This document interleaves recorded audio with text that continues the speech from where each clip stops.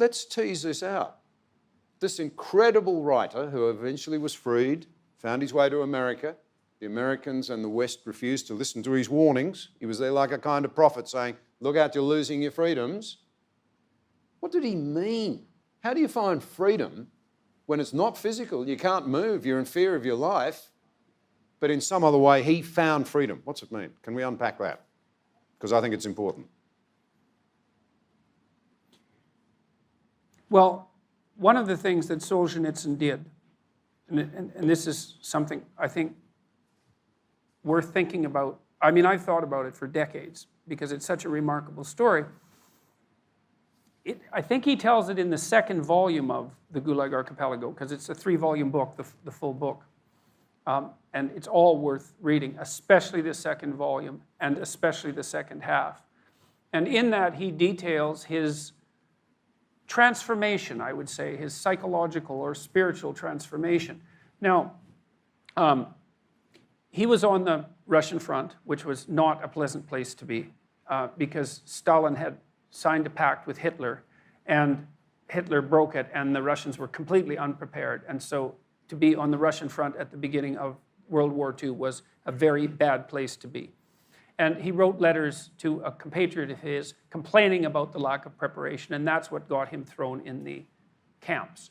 Now, it's interesting to note that Stalin threw all of the Soviet prisoners of war into camps. So if you were a Soviet soldier and you had gone to the West and fought and you were captured and put in, say, a German prisoner of war camp and treated terribly because Stalin didn't sign the agreement, it was from Switzerland, Geneva Accords on the treatment of prisoners of war, and the Russians were treated so badly that the Allies used to feed them. You know, and it's not like they were not hungry. And so you would end up in a POW camp there, and then when you were done with that, when you went home to Russia, for your hero's welcome, you were thrown into the Gulag.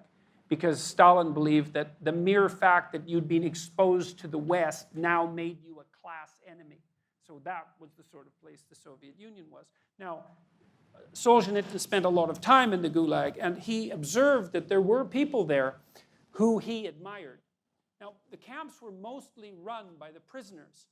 So, because most prisoners, many prisoners, became trustees and then would move up the administrative ladder. And that's pretty interesting in a really dark way, right? Because it's like a hell that's run by the devils. And they could escape at any moment if they just realized that they were the ones running it, but they didn't. And so, so that made the situation even more brutal than it might have been, because he noticed, too, that prisoners who became guards were often more brutal than the civilian guards. Maybe to justify to themselves what they had done, who knows. Anyways, Solzhenitsyn at one point noticed that there were people in the camps whose comportment he truly admired, who seemed incorruptible, who wouldn't deceive or lie or take the easy way out, regardless of what it was that they were being threatened with. And they wouldn't sign the confessions that everybody had to sign, guilty or not guilty. They refused to play along. And some of them certainly died for that, but many people died in the gulags, so that was hardly an anomaly. But he said that many of the people who ran the camps were terrified by these people. And that also that many of them were religious believers, which was quite interesting. And so what he learned was that even under terrible circumstances, there were ways of being more or less noble. And I suppose it would be under terrible circumstances where that sort of thing would be put to the test. And it really made him think about his own role in his own demise. You know, like, he had Hitler to blame, right? Because, well, there was the Second World War, and he had Stalin to blame. And I mean, if you need people to blame for your misery, those are credible people to blame, you know, especially both of them at the same time. And yet he started to consider, you know, what did I do in my own life that increased the probability that I ended up here? You know, as a citizen, for example, who was responsible for the way that the country operated. Because, you know, like in East Germany, 1/3 of the people in East Germany were informers. And everybody in the Soviet system lied about everything to everyone all the time. which is, of course, what you would do if 1 in 3 people were informers, because that would be like 2 people in your family. And so the whole system was set up and maintained because everyone lied. You think, well, if I stop lying, I'm done for. It's like, yeah, fair enough, man, but if you keep lying, and so does everyone else, you're also done for, and so is everyone else. So that doesn't seem to be much of an option. And Solzhenitsyn noted that there were people, even under these extreme circumstances, that would tell the truth. And he decided that he would go over his life with a fine-tooth comb.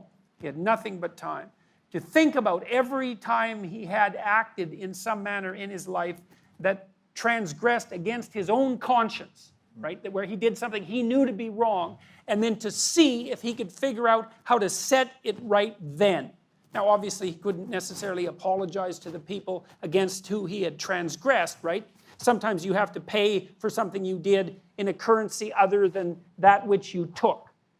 And his determination was to chronicle his experiences in as truthful a manner as possible, which was basically impossible. It wasn't like he had paper and pencil and time to write and privacy. Had his notebooks ever been discovered, well, he would have been in serious trouble and they would have been destroyed. In fact, when he got out, he had 2 copies of the full manuscript, each out to a different typist. Secretly, the KGB got a hold of one, destroyed it, and the typist committed suicide.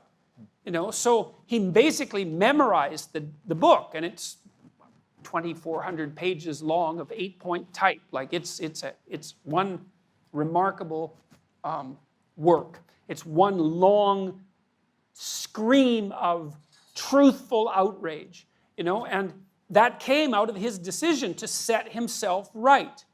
And then it was, as John said, it was smuggled into the West, where it had a walloping impact. It completely demolished, at least for a long while, the moral credibility of communism. Completely.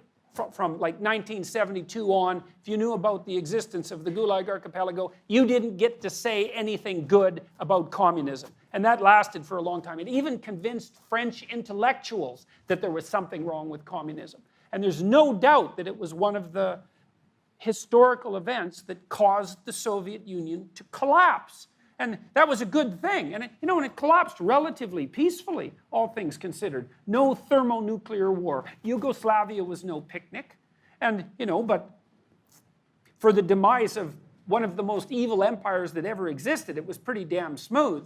And certainly the world's been in way better shape, especially Africa, since the Soviet Union has disappeared.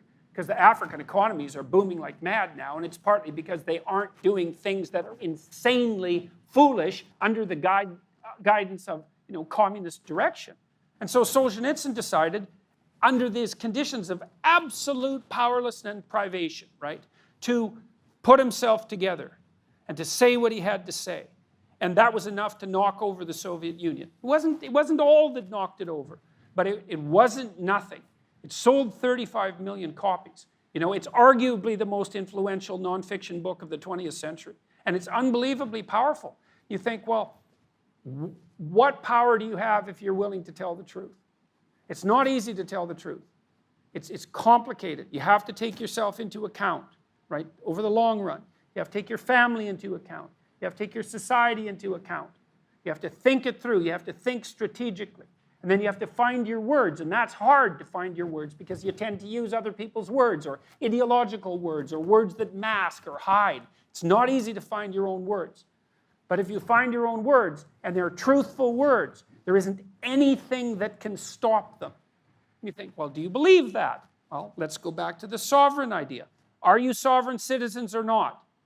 Well, if you are, well, why is that? Well, it's because you have a certain faculty, a certain power. Well, what do you have? You have the power of your convictions and your truth and your ability to communicate. And that's what's supposed to set the state straight. Okay, so you have that. It's like, well, then maybe it's truth that you're pursuing and seeking if you have any sense. And what's truth? Well, truth is the best reflection you can manage of reality. Imperfect, because you're imperfect, but it's the best you've got. It's like, what's going to be better for you than to have reality on your side? And what's going to stand in your way if you have reality on your side? Lies? I don't think so. That isn't how it works. And I don't think anyone believes that, because the other thing I've noted and discussed with people frequently is if you have someone that you love, a child, let's say, and you're trying to raise a child in a decent manner, you don't tell them, look, kid, this is how the world runs. Everything's corrupt beyond belief, including you and your parents and society and nature, for that matter. It's just complete bloody hell everywhere. And the only possible way that you can make it through life effectively is to learn to lie as brilliantly and undisguisedly as possible. No one does that. Well, why not? If you believed in falsehood, if you believed that that was the way forward, then that would be the right thing to teach. But you don't. You teach your children to tell the truth, even if it's painful. And the reason for that is that you actually believe in the power of the truth.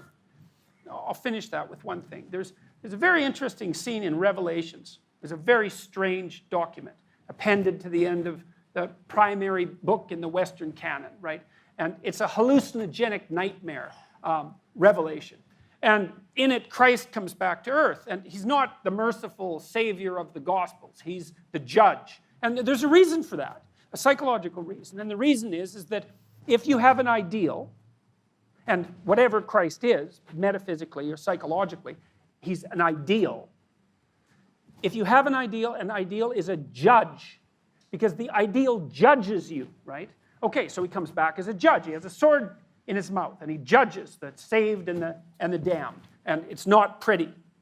But here's something interesting. It's so fascinating. He saves his worst contempt and uses contemptuous language. He says, I will spit you out of my mouth. It really means I will vomit you out of my mouth. Not if you were a bad person. Not if you were a good person. Not if you were a bad person. But if you sat on the bloody fence. Right? If you were neither warm nor cold. You wanted to play it both ways. Well, I'll lie when it's in my favor, and I'll tell the truth when it's expedient for me. It's like you're in the category of the damned.